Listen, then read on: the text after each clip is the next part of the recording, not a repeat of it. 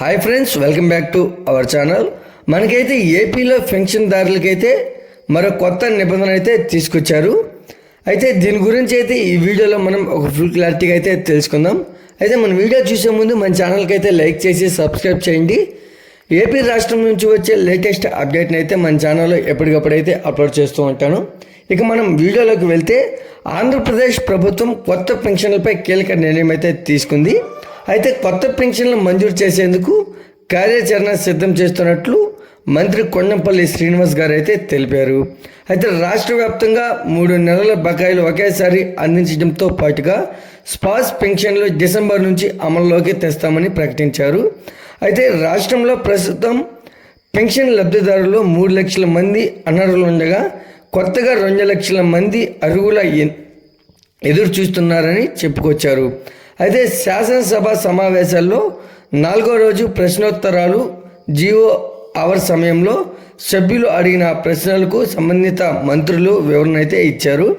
అయితే తొలగించిన పెన్షన్లు పునరుద్ధరిస్తామని, ఎన్నికల వేళ హామీ ఇచ్చామని, దానిని ఎప్పటి నుంచి అమలు చేస్తారని, కొత్త పెన్షన్లు ఎప్పటి నుంచి ఇస్తారని అసెంబ్లీ ప్రశ్నోత్తరాల్లో ఎమ్మెల్యేలు వంశీకృష్ణ, పల్లె సింధూరా రెడ్డి, ప్రశాంత్ రెడ్డి అడిగిన ప్రశ్నలకు సమాధానం అయితే ఇచ్చారు. అయితే రాష్ట్ర వ్యాప్తంగా అర్హులందరికీ పెన్షన్ అందిస్తామన్నారు మంత్రి శ్రీనివాస్. అయితే టీడీపీ పాలనలోనే 2014లో 200గా ఉన్న పెన్షన్ను 2000కు, ఇప్పుడు 4000కు పెంచామన్నారు. అయితే గత ప్రభుత్వంలో జగన్ 5 ఏళ్లలో 1000 మాత్రమే, అది కూడా 4 దశల్లో పెంచారని గుర్తు చేశారు. అయితే అనర్హులకు పెన్షన్లు తొలగిస్తే అర్హులకు న్యాయం చేయవచ్చన్నారు స్పీకర్ అయ్యన్న పాత్రుడు. అయితే కొందరు వైద్యులు, దివ్యాంగులు కాని వారికి కూడా సదరం ధృవపత్రాలు వ్యాఖ్యానించారు. దాన్ని నియంత్రించాలని సూచించారు.